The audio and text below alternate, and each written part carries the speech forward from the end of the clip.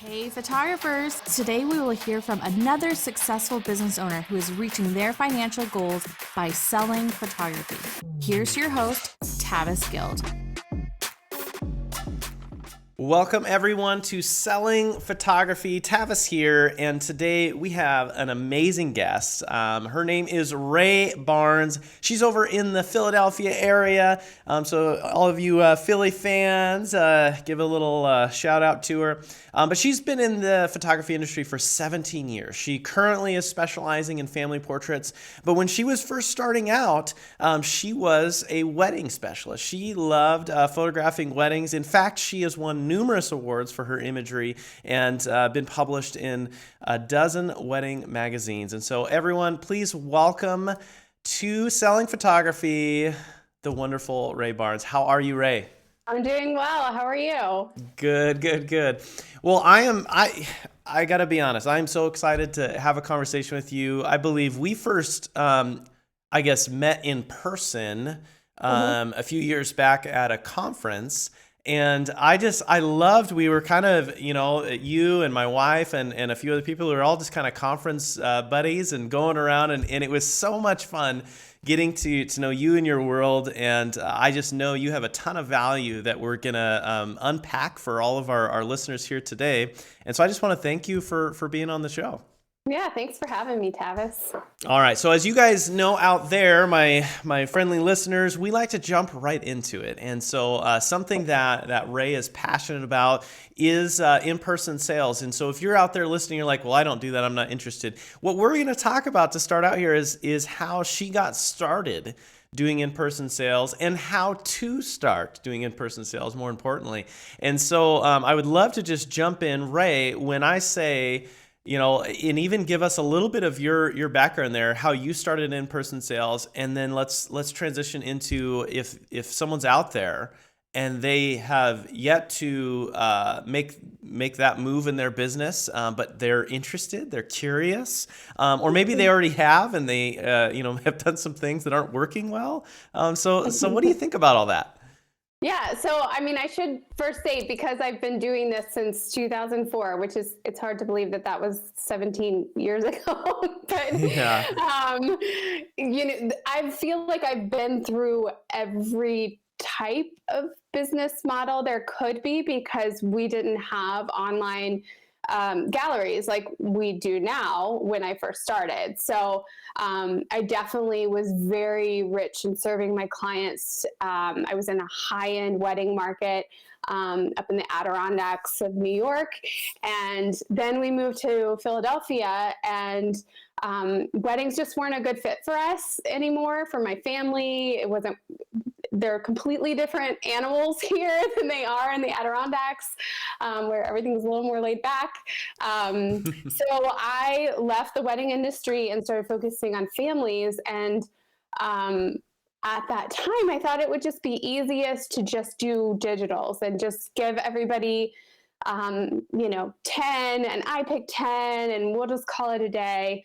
And then at some point, it was like, I just started hearing about how IPS was working for families. And I think my hang up was I undervalued family portraiture. I saw weddings as something that was very valuable and worth a lot of money because there's a lot of hours that you put into it. But I just didn't see family portraiture as valuable. And but so once I made the switch to IPS with families, it was quite amazing. Really, I feel like I put almost as much energy into my families as I did into those weddings. I'm putting a lot of planning into it. I serve my clients really well, or at least I hope I do.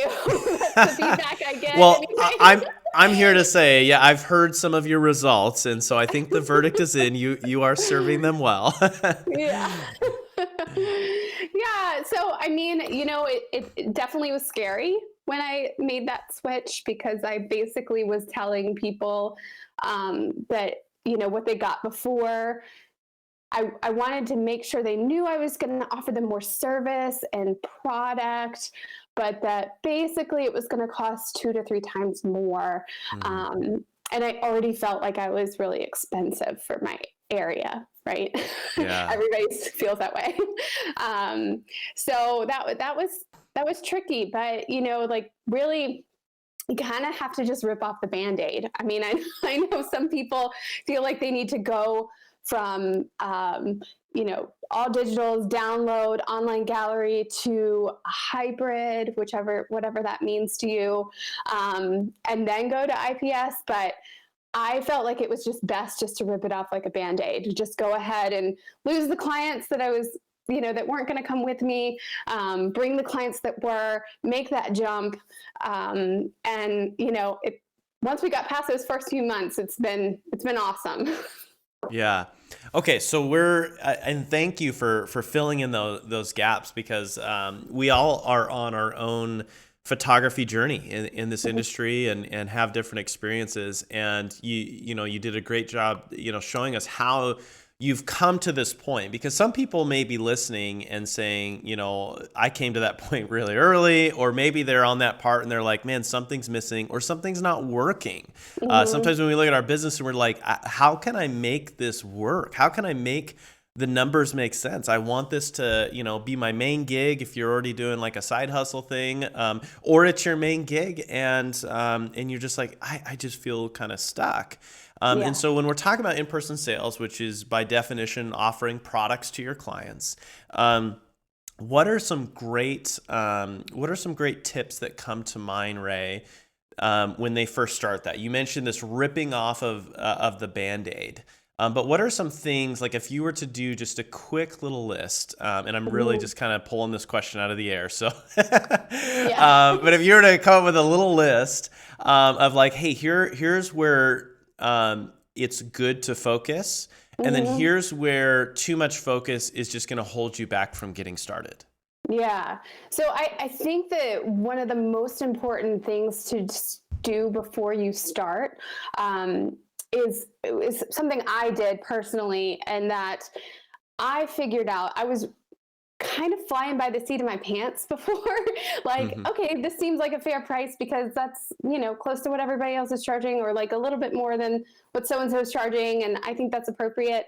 But actually running my numbers, which I know for creatives, doing math can be kind of challenging, but actually running my numbers and figuring out, oh my gosh, like if I want to maintain the volume that I'm at right now, which is a good volume for me, I really do need to be making 2 to 3 times more in order to pay, whatever bills I have, but also to pay myself what I want to make. And that for me, and also with people that I've coached through this process, is a strong motivator, because most people are undercharging for what they do. Most people are in a place where they're just not valuing, like I was before, what they do and what they give to their client. So when I made that realization, or when I came to that realization that I needed to make more, the inherent thing that I learned was, okay, I can't just continue doing what I'm doing and expect people to pay twice as much for that exact thing. So I need to do whatever I can to build the value of what I'm giving to my clients. And I need this to sound to be valuable to my client. So I needed them to feel like this is worth it. You've made a lot of changes. So for me, that meant higher service, which meant that I was more hands-on, getting to know my clients beforehand, doing the session pretty much the same way, but then meeting with them afterwards to really go through, to guide them through that process of what do you want. And then the other thing was just elevating the products that I was offering my client. I'm a low volume studio. And so in order to make a higher sale, I want my products to be the top quality that I can find. So that's part of why we use Guild Canvas. Yeah. But we also, every other vendor that we use is a high quality specialist in what they do. They don't make a million things. They focus on the one thing. And that's what I want to offer to my client. And I knew that would elevate the perceived value, because they are getting something superior. Yeah. So Did that let's. answer it?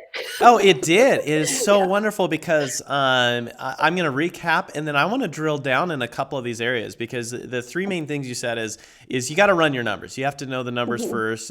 You got to know that the experience is going to either raise or lower value, and then your product offerings is a direct reflection, also on the experience, but also the final, I guess, impact and experience. Like this is what ends up on the wall, right? Right. And so you don't want them calling you in 5 years and saying that thing we put on the wall is now on the floor. Right.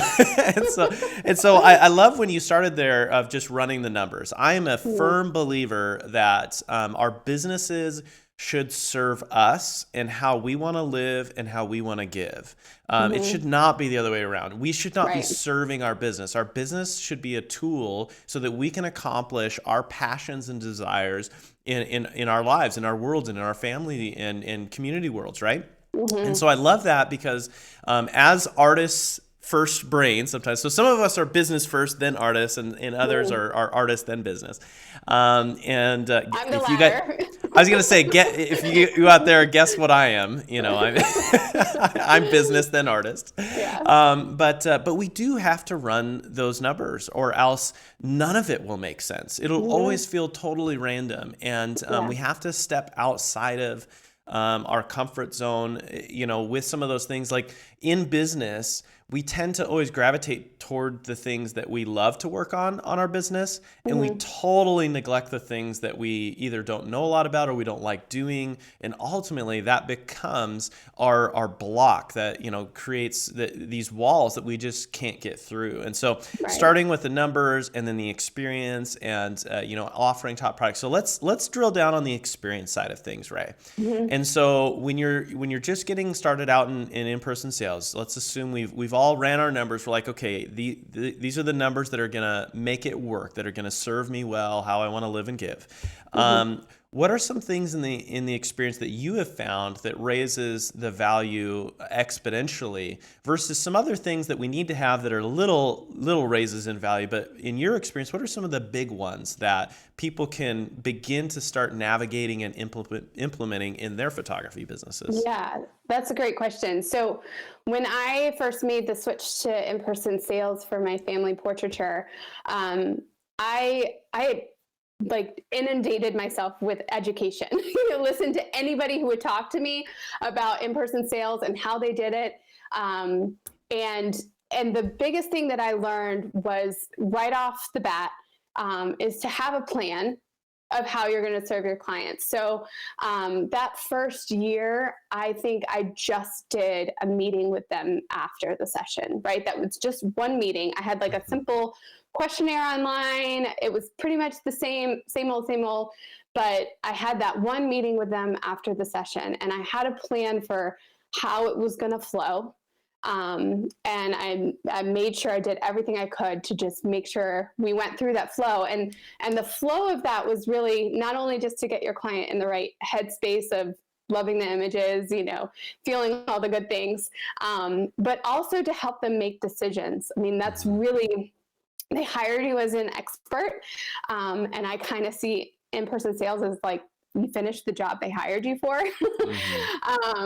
So it was pretty simple with that. Now, the problem that I ran into, maybe the first year, but definitely the second year, is I started finding some people weren't quite prepared for that ordering appointment the way that they should have been. And so I had some quite challenging, awkward situations with a few clients that didn't read what I had sent Wait them. a minute. You mean you sent them an email and they didn't read every word and like... Yeah, no, and it's not even just the email. It's like my website says it, and Yeah. I have like a welcome guide that I would send them that had all these things written out, and people just don't read. So it doesn't matter if you give them all these things like 3 or 4 times, some people just don't read. So, and I had even said something, like usually my phone conversation with them when they book is pretty clear, but somehow a few people slip through the cracks. Now, I don't want to say that it was like overwhelming a lot of people, but it can be overwhelming even if you just have one. Yeah. Enough. Yeah. So what I started implementing then was a meeting before the session. And actually, I think I talked to you about this at some point. But basically, just a time for me, not only just to engage with the family and get to know more about their kids. Like, hey, is Johnny really shy? Do we need to talk to Georgia like a different way?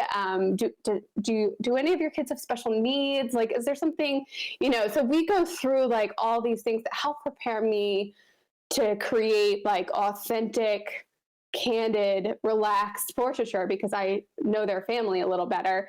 But also really walking them through the process of, hey, here's the album. Do you like this? Oh, okay, great. You may have seen it in the welcome kit, but this cost XYZ. Oh, you want a portrait right there? Let's measure. This will cost you this amount. And the funny thing is those meetings aren't that long and my ordering appointments have gotten even shorter. So it's really only the inconvenience of multiple meetings.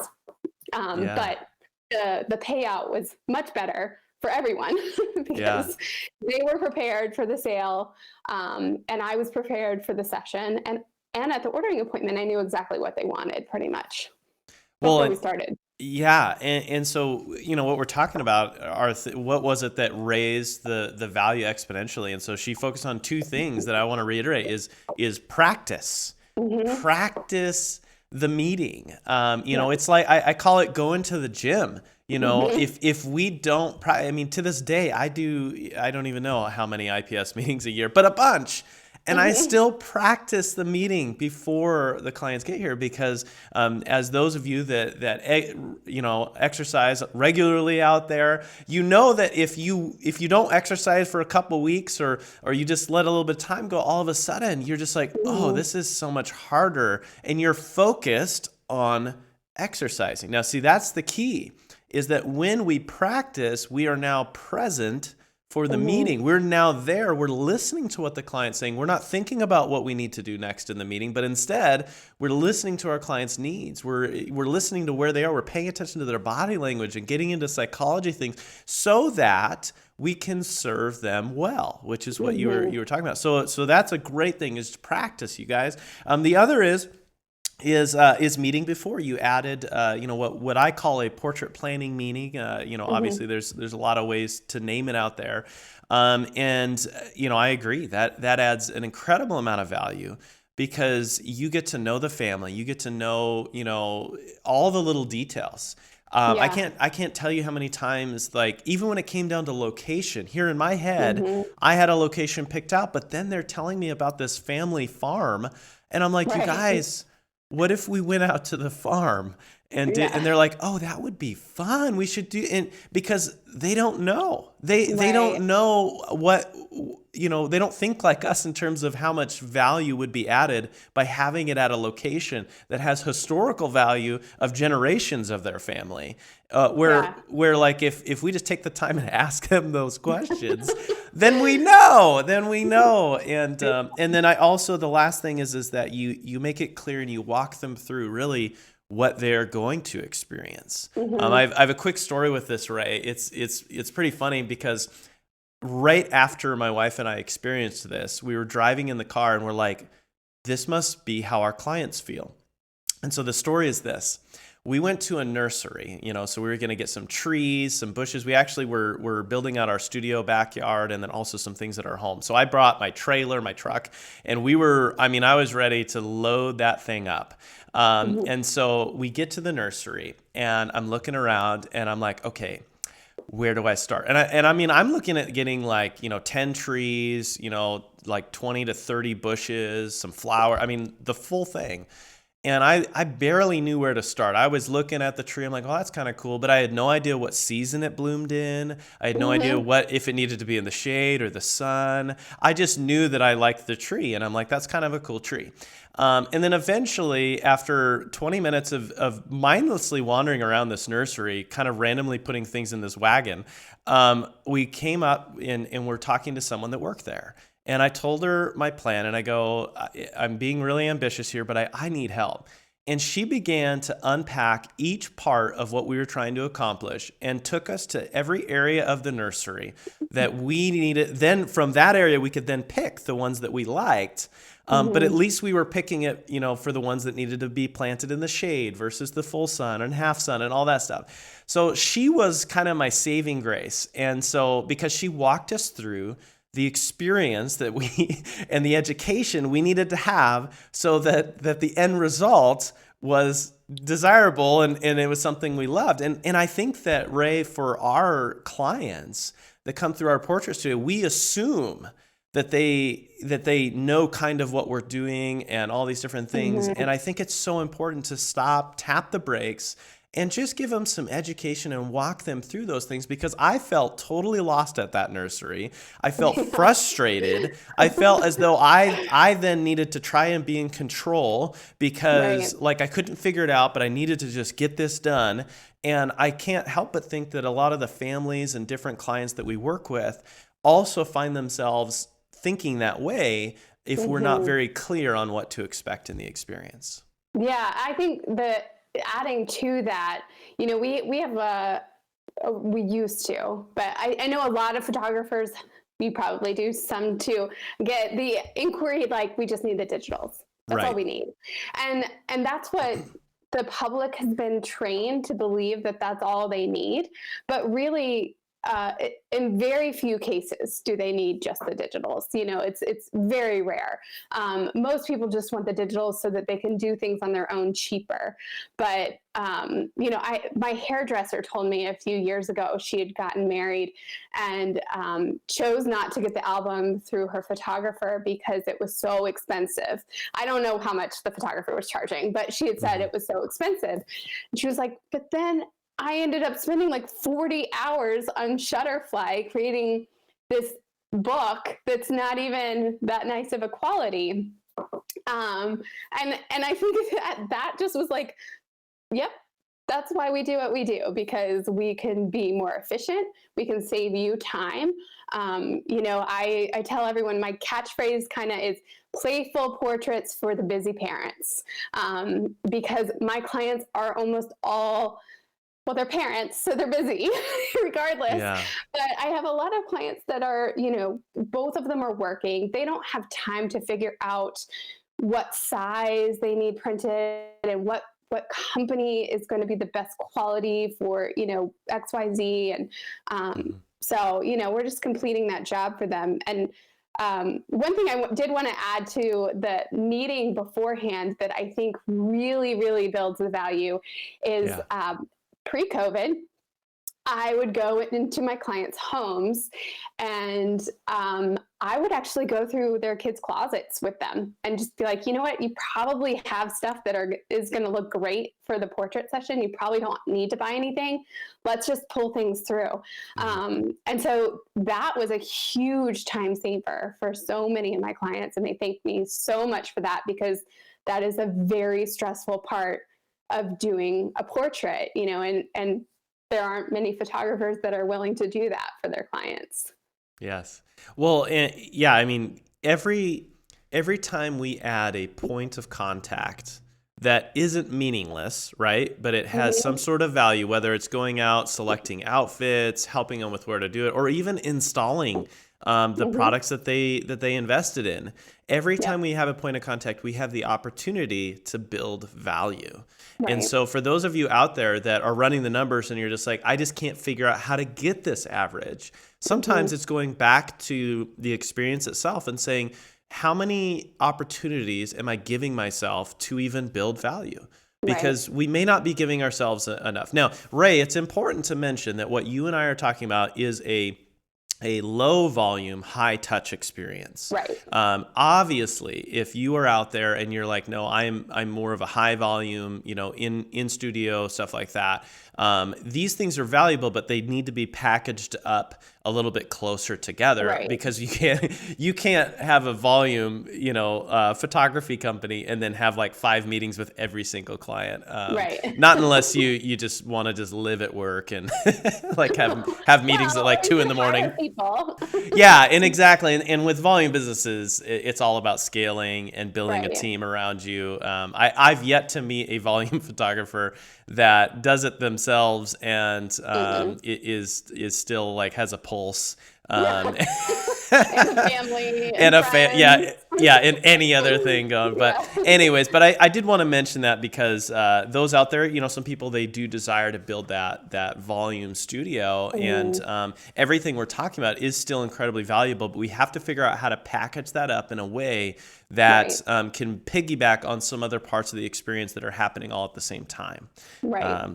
So Ray, I want to, as we're wrapping up here, we're talking about starting in-person sales, some of the things in the journey, some of the things that added a lot of value. I think for us, sometimes we look at it like what's in it for us, the photographer, which is not a wrong way, but we sometimes start in-person sales for that reason. But if you have a story, because what I've seen is that when we offer our clients a product and we see the impact it has in their world when it's in their home, and down the road when we do other portraits of them and they still are talking about that season of life, share with us, Ray, a story of a client experience you had that they invested in portraits and just kind of what that meant to them because you were able to offer it to them. Yeah. So I don't know if this is a perfect story example, but I'm going to go with it anyway. Go with it. Yeah. So when I switched to in-person sales, I did have quite a few clients come with me, which was amazing. I mean, I wasn't really expecting that, but I'm so grateful. And what happened was with multiple clients, but I'm going to just tell a story of one client. She first hired me, and back when I was just shoot and share, and she at our first session was kind of like directing me, which was interesting. And I was like, this might not last very long. But, we went through the session. She got her digitals. She hired me again. She got her digitals. And then by the third time she hired me, I was doing in-person sales. And I was a little nervous, but I was like, hey, I know you're really busy. Like, she and her husband are both surgeons. And I'm like, I really want to serve you this way. Here's how it's going to happen. Here's what you can expect to spend. And she was like, wow, that's actually amazing, because I haven't done anything with those last 2 sessions. Did your heart just drop and you're like, what? No. Yep. I'm like, oh, great. It's just living on a hard drive. That's exactly what I wanted. Oh, no. No, but the amazing thing was that first session, ordering appointment that I had with her, she ordered albums from her past sessions. And just this past year, this past December, actually, we did a huge wall gallery of a portrait from every session that I've ever had with her.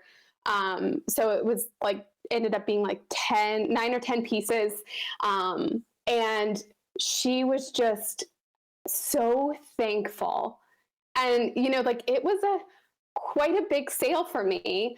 And so, if we're thinking of it from the photographer's standpoint, or if I'm telling a photographer friend, they're like, wow, that was a great sale. I'm like, yes, but what's even better is that she is so thankful to have all of these years of portraits up on one wall and in her kitchen. So she gets to look at it all the time. And she's even texted me sometimes. She's like, I just had my mom over and she cried when she saw it. Like, the kids are growing up so fast. And I think, I think anyone who's scared to jump into in-person sales needs to realize that most people have no idea what to do with their portraits, and they are just going to live on a hard drive.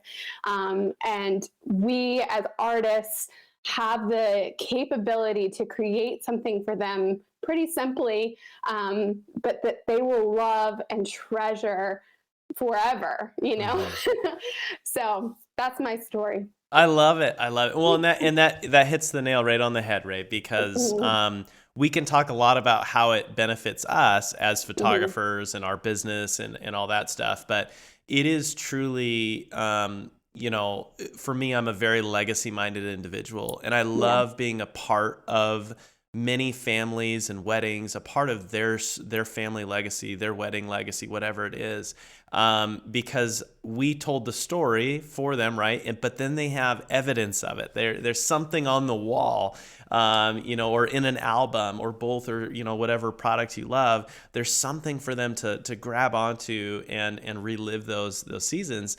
And I just think that when we talk about why we do what we do.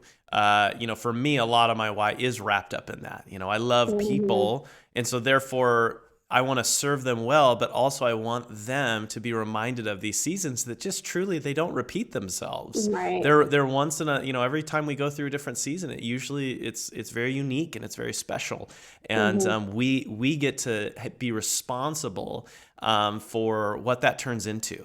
And we don't want it to live on a hard drive, right? No. It kind of breaks your heart when you've done this a while and you're like, oh man, those, and I love what you did. I love the story that you're like, well, let's go back and let's make this happen and go from there too. So for those of you that are thinking of starting in-person sales or transitioning, that's actually some really great advice even to get started, is to go back to the clients that maybe you only did offer digitals, see what they've done with them, and then offer them, hey, can I take care of getting something, on your wall, for you? Can we work together and figure that out? And so you don't have to go find new clients. Your old clients may float the boat there for a while as you begin to transition that. So anyways, we got to get going here, Ray. But I can tell you what, this conversation has been so wonderful. I can tell you already a ton of value. For those of you that just loved hanging out with Ray as I did,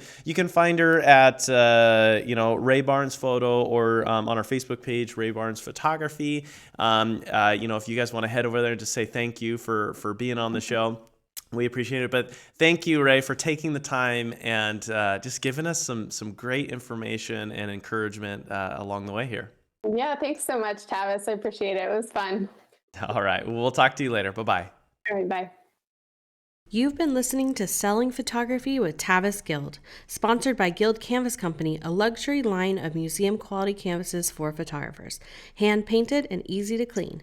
Go to guildcanvas.com and click Become a Client to get started.